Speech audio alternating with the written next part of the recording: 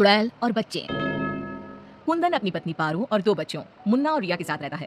चारों का परिवार अच्छा खासा खुशहाल चल रहा था, लेकिन एक दिन उसकी पत्नी पारू सीढ़ियों से फिसलकर गिर गई और अस्पताल पहुंचने से पहले ही उसने दम तोड़ दिया। कुंदन की जिंदगी तो जैसे वीरान हो गई। बच्चे भी बहुत दुखी रहने लगे। इसी तरह देखते देखते 1 साल बीत गया। एक दिन कुंदन का मित्र उनसे मिलने आया। अरे कुंदन, तुम इन बच्चों के लिए दूसरी शादी कर लो, कम से कम बच्चों की ठीक से परवरिश तो हो जाएगी।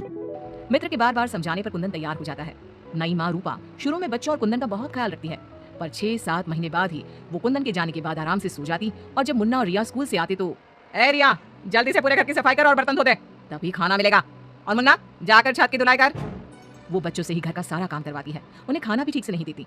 खुद के लिए और कुंदन के लिए वो बढ़िया बढ़िया पकवान बनाती। जब रात को कुंदन काम से वापस आता तो, अरे बच्चों ने खाना खा लिया? उनको तो मैंने कब का खिला पिलाकर सोने भेज दिया है। कितना ख्याल रखती है ये बच्चों का। एक दिन जब रूपा सो रही थी, मुन्ना देखता है कि रसोई की अलमारी में मिठाई रखी है, लेकिन वो वहां तक पहुंच नहीं पाता, तो वो अपनी बहन को बुलाकर लाता है। मैं घोड़ा बन जाता हूँ, तुम मेरे ऊपर चढ़कर वो मिठाई उतार दो। उन्होंने मिठाई उतारी और खा ली। अचानक मिठाई का डिब्बा रिया के हाथ से नीचे गिर जाता है और बिखर जाता है। आवाज सुनकर रूपा भागते हुए आती है। उसने आओ देखा न ताव और दोनों की खूब पिटाई कर दी। जब देखो तब भूखे ही रहते हैं ये बच्चे, न जाने इनका पेट है कि कुआं। बच्चे खूब देर तक रोते रहते हैं, लेकिन फिर आपस में ही बातें और मजाक करके एक दूसरे का मन बहलाने लगते हैं। रिया, जब मैं बड़ा हो जाऊंगा ना तो एक मिठाई की दुकान खोल लूंगा। पहले हम लोग खूब सारी मिठाइयाँ खाएंगे और फिर बेचेंगे। मुन्ना, मेरी तो शादी हो जाएगी, तुम अकेले ही सारी मिठाइयाँ खाओगे ना? अरे हारे, तब तक तो मेरी भी शादी हो जाएगी।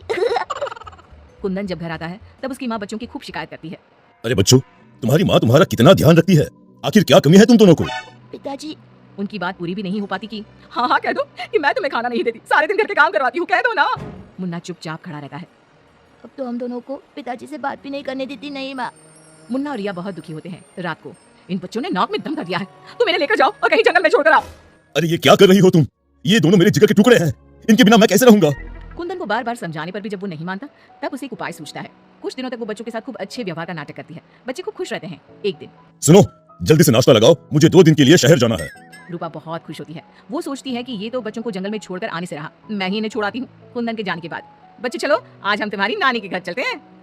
बहुत देर तक चलते चलते जब वो सब घने जंगल में पहुंच जाते हैं तब, माँ, इधर कहाँ नानी का घर है? लगता है हम रास्ता भूल गए हैं। अच्छा तुम लोग यहीं रुको, मैं रास्ता पूछकर थोड़ी देर में आती हूँ। हाँ, ये कहकर रूपा उन्हें वहीं छोड़कर चली जाती है। बहुत देर हो जाती है और रूपा वापस नहीं आती तो माँ कब आएगी भैया? इस तरह सुबह से शाम हो जाती है।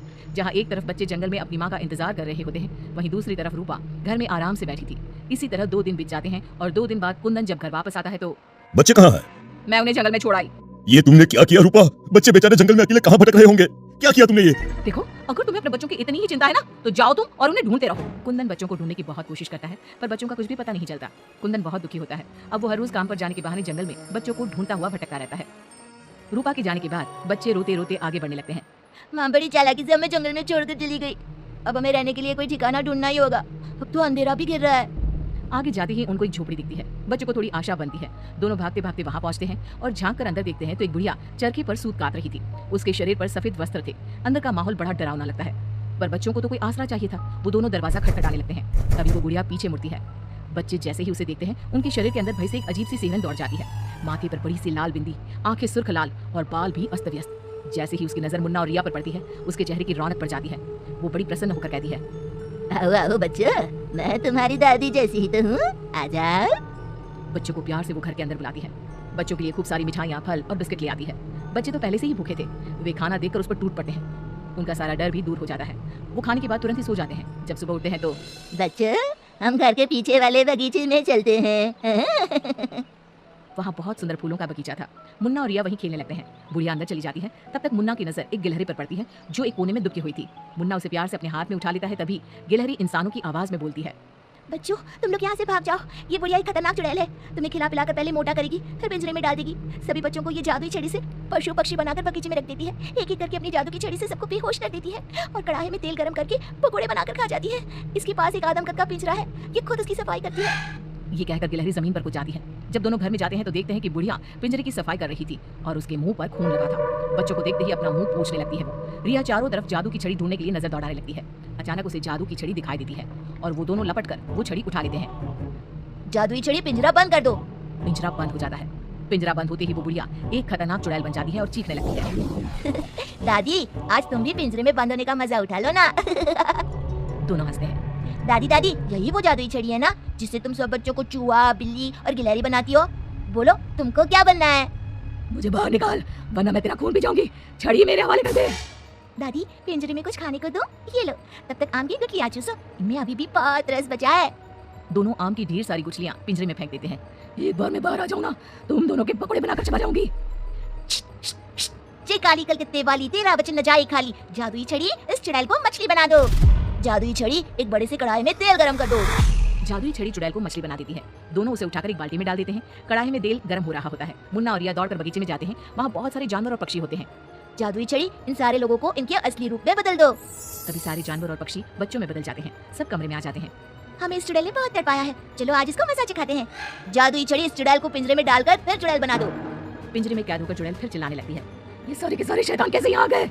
जैसे तुम पिंजरे में बंद हो गई, वैसे ही हम सब भी यहाँ आ गए। सभी बच्चों ने पिंजरे में ठंडा ठंडा पानी फेंकना शुरू कर दिया। चुड़ैल पहले तुम नहा लो, फिर हम तुम्हें मछली बनाकर पकौड़े बनाकर खा जाएंगे। सभी बच्चे ताली बजाकर खूब हंसते हैं। बच्चों मुझे माफ कर दो, मैं कभी ऐसा नहीं करूंगी। एक बार मुझे पिंजरे से निकाल दो। दोस्तों, क्या हमें इस चुड़ैल की चिकनी चुपड़ी बातों में आना चाहिए? नहीं, बिल्कुल नहीं, नहीं, बिल्कुल नहीं। मुन्ना जोर से छड़ी फटकारता है। जादुई छड़ी, इस चुड़ैल को मछली बनाकर कढ़ाई में डाल दो। मछली की कढ़ाई में गिरते ही बहुत तेज आवाज होती है, जैसे कहीं बिजली चमकी हो। सभी बच्चे डरकर एक दूसरे से चिपक जाते हैं। मछली का आकार बहुत बड़ी सी चुड़ैल का हो जाता है। वो बार बार कढ़ाई से निकलने की कोशिश करती है। सभी बच्चे मिलकर उसे फिर कढ़ाई में ढकेल देते हैं। अंत में वो गर्म तेल में जलकर मर जाती है। सब बच्चे खुश होकर तालियां बजाने लगते हैं। मुन्ना जादू की छड़ी की सहायता से सभी बच्चों के साथ शहर आ जाता है। जब वे अपने घर पहुंचते हैं तब पिताजी हम आ गए। कुंदन उनकी आवाज सुनते ही भागता हुआ आता है। बच्चों को देखकर उसकी आंखों से झरझर आंसू गिरने लगते हैं। पिताजी आप रोइए मत, अब हमारे दुख के दिन खत्म हो गए हैं। मुन्ना कुंदन को सारी बात बताता है। जादुई छड़ी पाकर उनके सारे कष्ट खत्म हो जाते हैं। अब तो नई माँ भी उनको प्यार करने लगती है।